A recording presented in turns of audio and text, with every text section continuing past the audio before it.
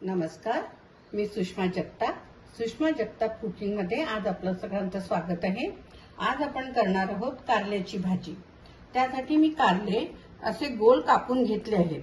त्याला मीठ लावून 1 तास बाजूला ठेवले आणि नंतर 2 पाण्याने स्वच्छ धुवून दोन्ही हातावर दाबून त्यातलं पाणी काढून घेतलं.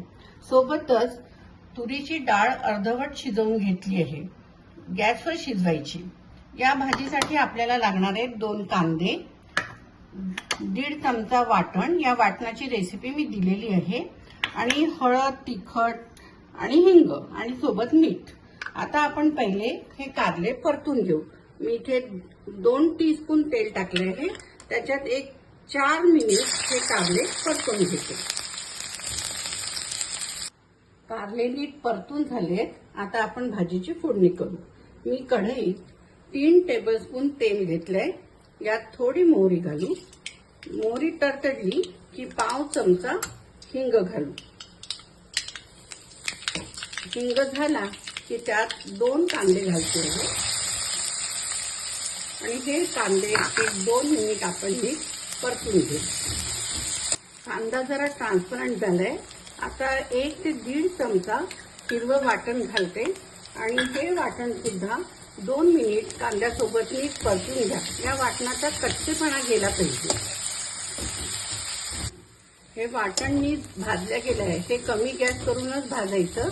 आता यात आपण 1.5 चमचा छोट्या चमच्यानी हळद आणि 3 चमचे तिखट घालते आणि हे नीट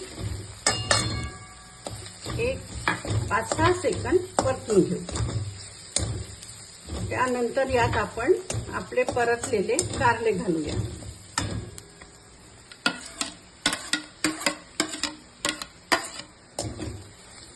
हे कारले नीट मिक्स करून घ्या.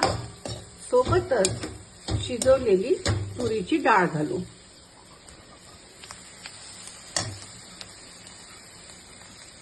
आणि हे नीट मिक्स करून घ्या. हे नीट मिक्स करून झालं की यात चवीनुसार तिखट मीठ घालू. मीठ थोडं कमी घाला कारण आपण कारल्याला ऑलरेडी मीठ लावलं होतं. त्यामुळे मिठाचं प्रमाण जरा कमी ठेवा. आणि आता 2 मिनिट ही भाजी नीट परतून घ्या. 2 मिनिट कमी गॅसवर भाजी परतून घेतली आणि बघा आपली भाजी किती सुंदर दिसते. या भाजीवर झाकण अजिबात ठेवायचं नाही. भाजी थंड झाल्यावर झाकण ठेवा. आता मी तुम्हाला थोडी प्लेटमध्ये काढून दाखवते.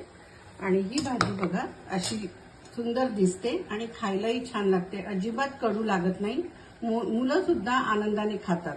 भाजीची रेसिपी आवडली असल्यास लाईक करा, चॅनलला सबस्क्राईब करा.